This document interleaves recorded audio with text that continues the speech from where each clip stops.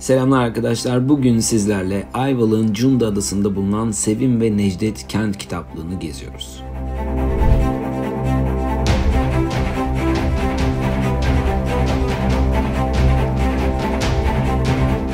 Sevim ve Necdet Kent kitaplığı Balıkesir'in Ayvalık ilçesindeki Cunda Adası'nda bulunan bir kütüphanedir. Rahmi Koç Müzesi tarafından işletilmektedir. Kitaplığın bulunduğu binalar 18. yüzyılda inşa edilmiş bir şapel ve değirmenden oluşmaktadır.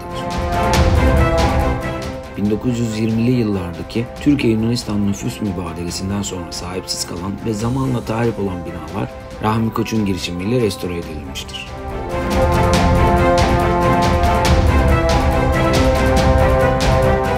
Şapel binası Necdet Kent'e ait olan ve oğlu Muhtar Kent tarafından vakfa bağışlanan 1300'ü aşkın kitabın yer aldığı bir kitaplık olarak düzenlenmiştir.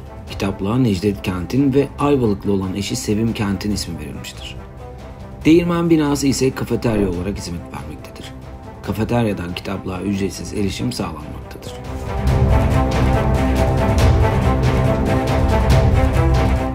Sevim ve Necdet Kent kitaplığı 7 Ağustos 2007 tarihinde hizmete açılmıştır. Kitaplık Ayvalık'ın önemli kültür ve sanat merkezlerinden biri haline gelmiştir. Kitaplığın hikayesi Necdet Kent'in kişisel hikayesiyle de yakından ilişkilidir. Necdet Kent, Türkiye'nin önemli diplomatlarından biridir. 1950'li yıllarda Ayvalık'ta görev yapmış ve burada Sevim Kent ile tanışmıştır. Çiftin Ayvalık'ta bir de yazdığı bulunmaktadır.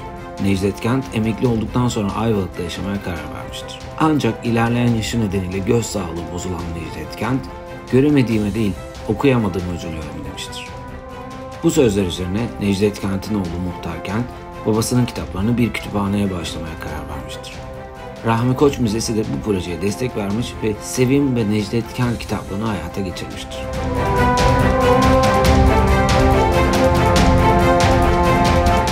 Sevim ve Necdet Kent kitaplığı Ayvalık'ın kültürel ve tarihi zenginliğini yansıtan bir mekandır. Kitaplık Ayvalık'a gelen ziyaretçilerin mutlaka görmesi gereken yerlerden biridir.